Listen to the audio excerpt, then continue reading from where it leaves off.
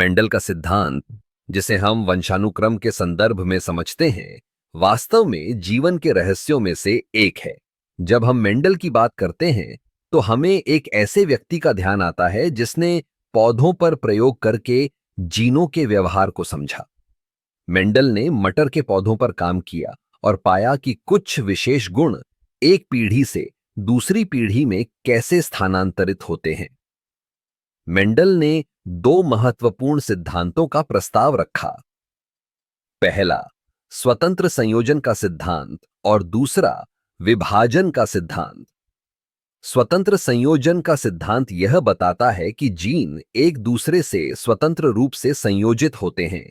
उदाहरण के लिए, अगर हम एक हरे और पीले मटर के पौधों को मिलाते हैं तो उनके संतान में हरे और पीले दोनों रंगों के पौधे पैदा हो सकते हैं। यह हमें यह समझाता है कि गुणों का संयोजन कैसे होता है। दूसरा सिद्धांत, विभाजन का सिद्धांत, यह कहता है कि जब एक जीव प्रजनन करता है तो उसके जीन उसके संतानों में विभाजित हो जाते हैं। इसका मतलब है कि हर संतान को माता पिता के जीन का आधा हिस्सा मिलता है। यह सिद्धांत हमें यह समझने में मदद करता है कि क्यों भाई बहन एक दूसरे से भिन्न होते हैं जबकि वे एक ही माता पिता से आते हैं।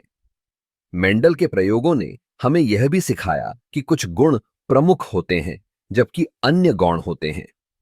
जैसे, अगर हरा रंग प्रमुख है तो पीला रंग गौण होगा।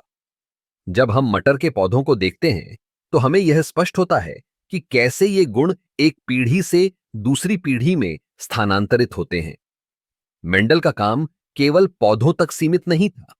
इसके सिद्धांतों ने पशु विज्ञान, मानव आनुवंशिकी और चिकित्सा में भी क्रांति ला दी। आज हम मेंडल के सिद्धांतों का उपयोग करके जीन थेरेपी, आनुवंशिक रोगों की पहचान और कृषि में सुधार कर रहे हैं। इस प्रकार मेंडल का सिद्धांत वंशानुक्रम के अध्ययन में एक मील का पत्थर है। यह हमें यह समझने में मदद करता है कि जीवन के गुण कैसे संचालित होते हैं और कैसे हम अपने भविष्य को आकार दे सकते हैं। यह सिद्धांत न केवल विज्ञान के लिए महत्वपूर्ण है, बल्कि यह हमारे जीवन के हर पहलू में गहराई से जुड़ा हुआ है।